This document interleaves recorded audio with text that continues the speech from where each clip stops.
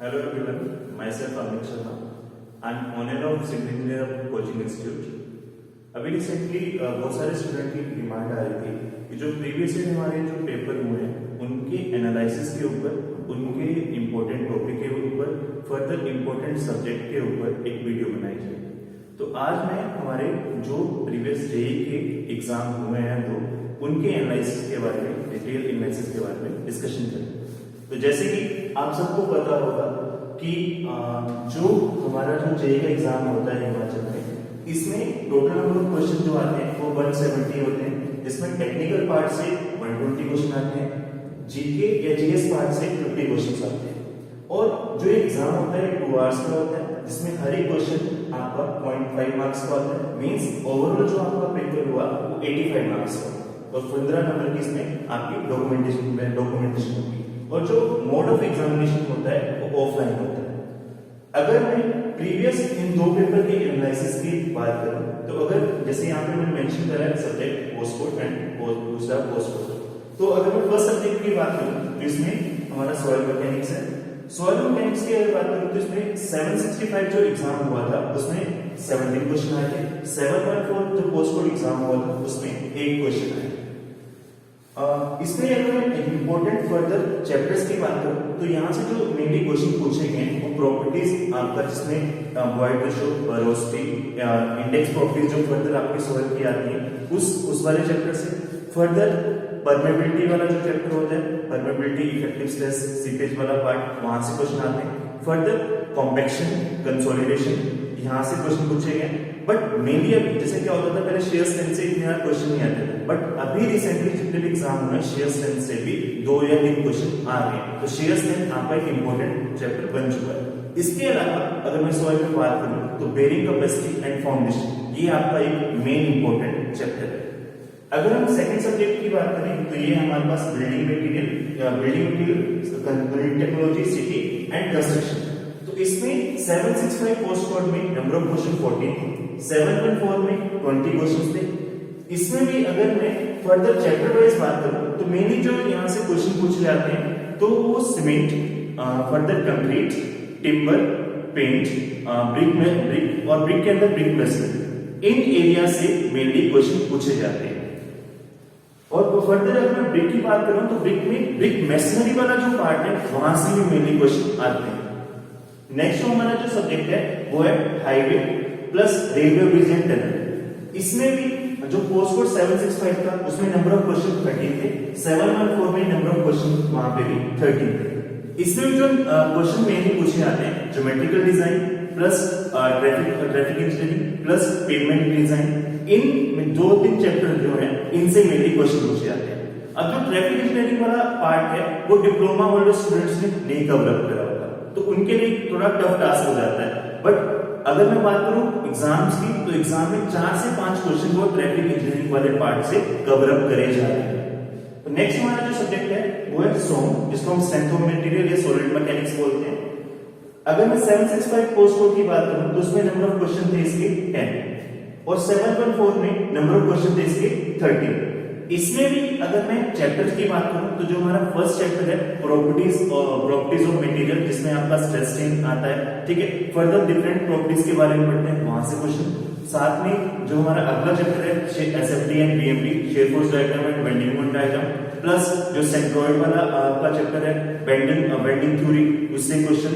Further जो slope and deflection वाला chapter है वहां से क्वेश्चन। एंड फर्दर जो ट्रस एनालिसिस वाला चैप्टर है उससे मेनली अब क्वेश्चन पूछे जाते हैं। ट्रस एनालिसिस में पहले बड़ा रेयरली क्वेश्चन आता था, बट अभी रिसेंटली जितने भी एग्जाम हो रहे हैं वहां से क्वेश्चंस आ रहे हैं। एंड फर्दर साथ में स्ट्रक्चर एनालिसिस का कुछ एक पार्ट से आर्च हो गया, further slope and deflection method हो गया, जितनी भी इक्वेशंस हैं वहां से मेनली क्वेश्चन पूछे जा रहे हैं।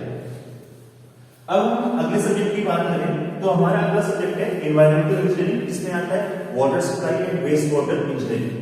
अगर मैं पोस्टकोड 765 की बात करूं तो उसमें नंबर ऑफ क्वेश्चन थे 14।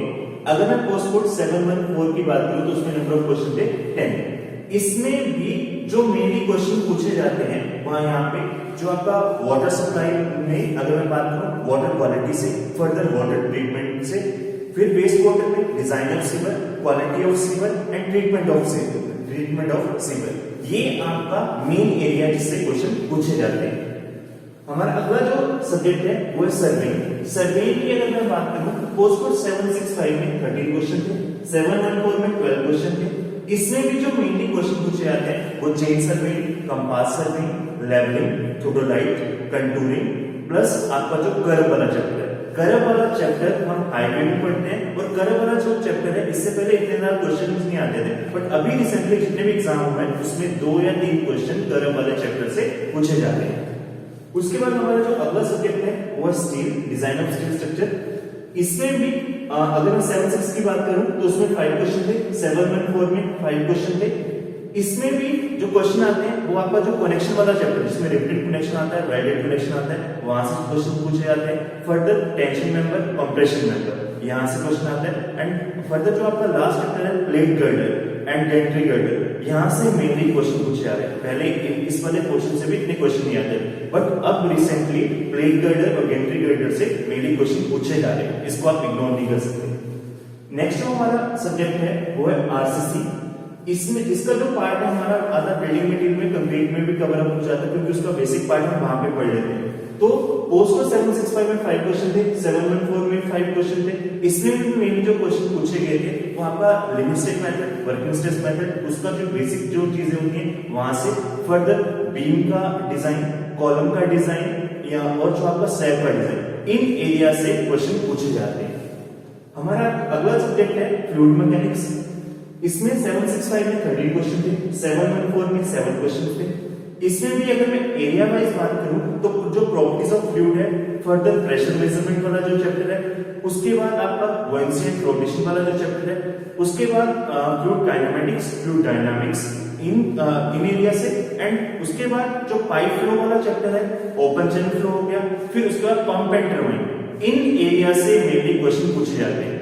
अगर मैं बात करूं पंप एंड टरबाइन वाला क्वेश्चन, उसमें पहले इतने ज्यादा क्वेश्चन नहीं आते थे, एक क्वेश्चन आया, 2 क्वेश्चन आया। अभी रिसेंटली जो एग्जाम ये हुए हैं तो इनमें 3-3, 4-4 क्वेश्चन भी इन एरियाज, इन चैप्टरों से पूछे गए हैं। अगला जो हमारा सब्जेक्ट है वो इरिगेशन इंजीनियरिंग। 765 पोस्टकोड में इसके 5 क्वेश्चन थे, 714 में इसके 9 क्वेश्चन थे। इसकी भी अगर मैं बात करूं तो जो हमारा फर्स्ट चैप्टर है जिसमें हम टाइप ऑफ इरिगेशन के बारे में पढ़ते हैं, delta duty, core watering, core depth, in different terms के बारे में पढ़ते हैं, वहां से क्वेश्चन पूछे जाते हैं। फर्दर डैम से क्वेश्चन आता है, कैनाल डिजाइन से आता है, रेगुलेटरी वर्क से क्वेश्चन आता है, इन एरिया से मेनली क्वेश्चन पूछे जाते हैं। उसके बाद construction planning and management, CPM, इसमें भी 765 में 2 क्वेश्चन थे, 714 में 7 क्वेश्चन थे। पहले यहां से भी बहुत कम क्वेश्चन आते हैं, बट अब आप अपनी प्रिपरेशन के लिए इस सब्जेक्ट को भी इग्नोर नहीं कर सकते। उसके बाद हमारा जो अगला सब्जेक्ट है वो है हाइड्रोलॉजी।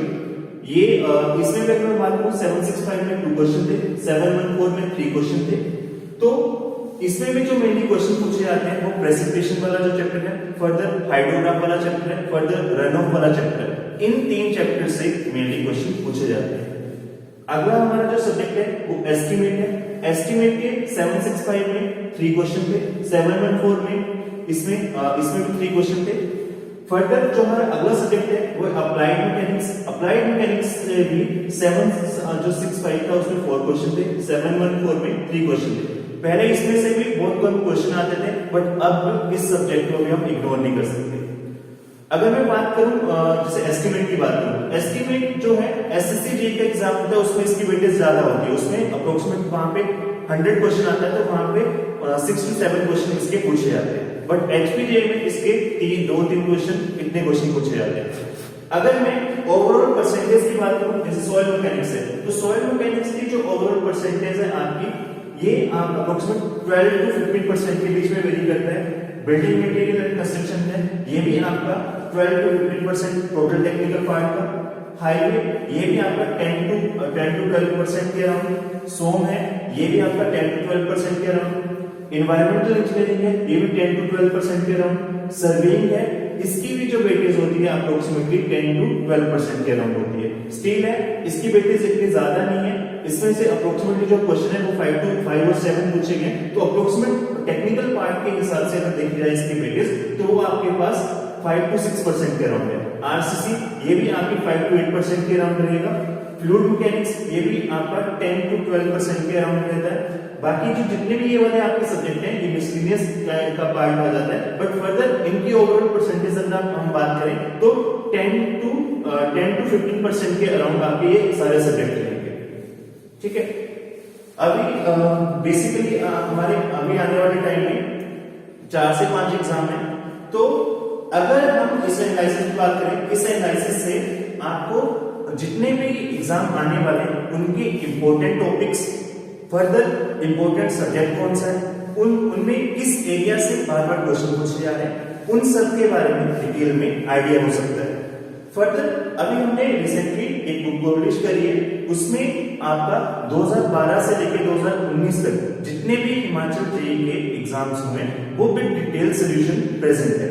उसमें जो आपके क्वेश्चंस हैं वो आपका ऐसा है कि सब्जेक्ट वाइज है और सब्जेक्ट को फर्दर चैप्टर वाइज डिवाइड करा है। पहले उसके क्वेश्चंस है, फिर उसके आंसर की है, आंसर की के बाद उसका डिटेल सॉल्यूशन प्रेजेंट है, साथ में उसमें आपका जीएस पार्ट भी प्रेजेंट रहेगा।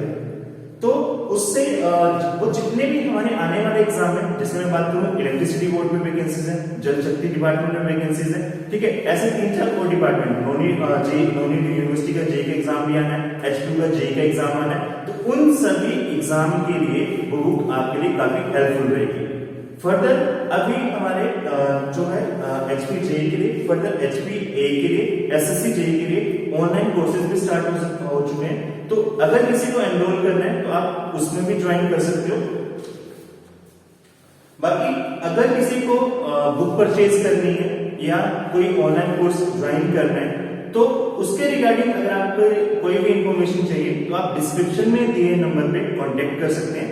Thank you everyone and best of luck for upcoming exam.